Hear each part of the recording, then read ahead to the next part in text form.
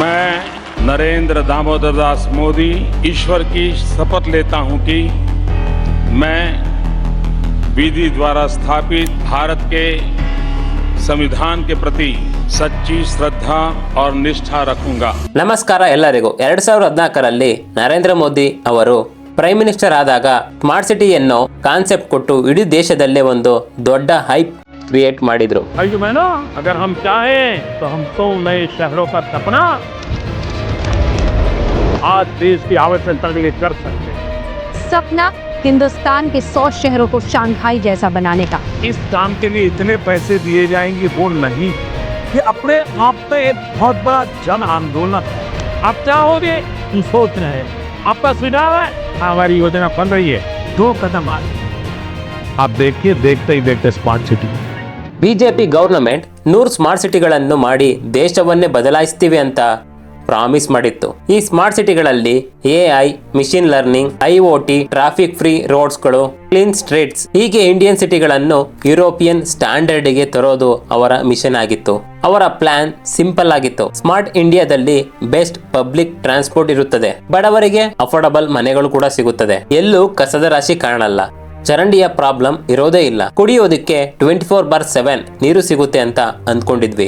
ಆದರೆ ಇಲ್ಲಿರೋ ಒಂದು ಟ್ವಿಸ್ಟ್ ಏನಪ್ಪಾ ಅಂದ್ರೆ ಸುಮಾರು 1.64 ಲಕ್ಷ ಕೋಟಿ ಖರ್ಚು ಮಾಡಿದ ಮೇಲೆ ನಮ್ಮ 94% ಪ್ರಾಜೆಕ್ಟ್ ಕಂಪ್ಲೀಟ್ ಆಗಿದೆ ಅಂತ ಸರ್ಕಾರ ಹೇಳ್ತಿದೆ. From trains to flights, the city's heartbeat is paralyzed.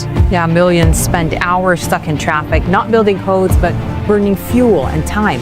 It is different from the expectations built up in the selling of dreams. Absolutely no development. So you will have to recheck what they mean by smart and come back to us. Nothing is sustainable, everything is the same. ಆದರೆ reality ಏನಂತ ನಮಗೆಲ್ಲ ಗೊತ್ತೇ ಇದೆ. ಇವತ್ತು ನಮ್ಮ smart ಸಿಟಿಗಳು ಹೇಗಿದೆ ನೋಡಿ. ಜೋರಾಗಿ ಏನಾದರೂ ಮಳೆ ಬಂದರೆ ನಮ್ಮ ಮುಂಬೈ ಫುಲ್ ಮುಳುಗಿ ಹೋಗುತ್ತೆ. ನಮ್ಮ ಬೆಂಗಳೂರಿನಲ್ಲಿ 10 ಕಿಲೋಮೀಟರ್ ಹೋಗೋಕ್ಕೆ ಇವತ್ತಿಗೂ ಕೂಡ 2 ಗಂಟೆ ಬೇಕು. ಇನ್ನು ಆ ಡೆಲ್ಲಿ ಬಗ್ಗೆ ಕೇಳಬೇಕಾ? ಅಲ್ಲಿರುವ ಗಾಳಿ ಎಷ್ಟು ವಿಷ ಅಂದ್ರೆ ಅಲ್ಲಿ ಉಸಿರಾಡೋದು 10 ಸಿಗರೇಟ್ ಸೇದುವುದಕ್ಕೆ ಸಮ. ಒಂದ್ ಕಡೆ ನಾವು 4 ಟ್ರಿಲಿಯನ್ ಎಕಾನಮಿ ಅಂತೀವಿ, ಜರ್ಮನಿ, ಜಪಾನ್, ಚೈನಾ ಮೀರಿಸ್ತೀವಿ ಅಂತೀವಿ. ಮೋಸ್ಟ್ಲಿ ಎಲ್ಲೋ ಜನಸಂಖ್ಯೆಯಲ್ಲಿರ್ಬೋದು, ಆದರೆ ನಮ್ಮ ಯಾವ ಸಿಟಿಯು ಕೂಡ ಆ ದೇಶಗಳ ಹತ್ತಿರಕ್ಕೂ ಬರೋದೇ ಇಲ್ಲ. ಹಾಗಾದ್ರೆ ನಮ್ಮೆಲ್ಲರ ಕ್ವಶನ್ ಏನಂದ್ರೆ, ಈ ಸ್ಮಾರ್ಟ್ ಸಿಟಿ ಮಿಷನ್ಗೆ ಏನಾಯ್ತು? ಇದು ಬರೀ ಮಾರ್ಕೆಟಿಂಗ್ ಗಿಮಿಕ್ಕಾ?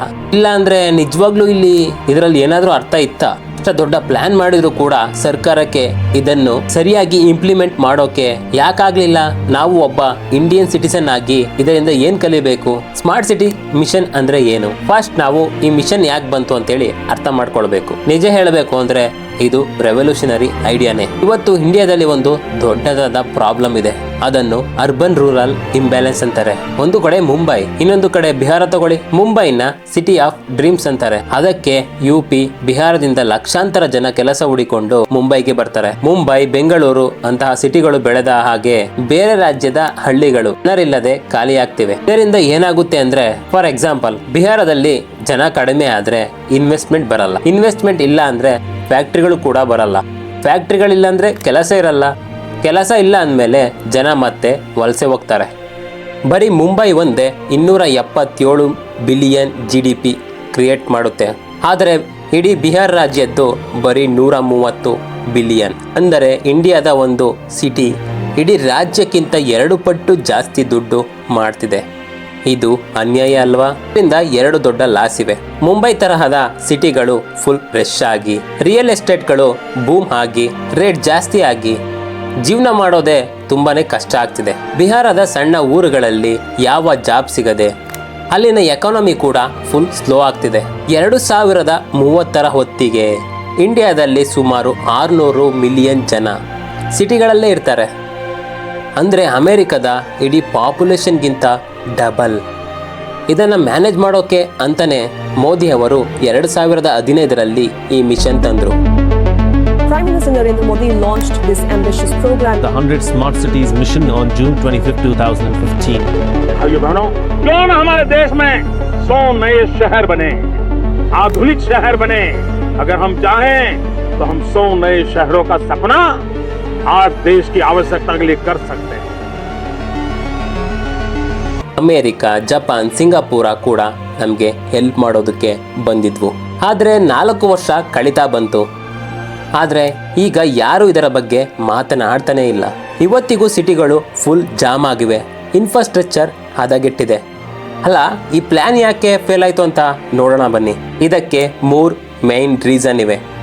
ಮೊದಲನೆಯದು ಬಜೆಟ್ ಪ್ರಾಬ್ಲಮ್. ಸರ್ಕಾರ ಇದಕ್ಕೆ ಸರಿಯಾಗಿ ದುಡ್ಡು ಕೊಡಲಿಲ್ಲ. 1 ವರ್ಷಕ್ಕೆ 48,000 ಕೋಟಿ ಅಂತ ಹೇಳಿದರು.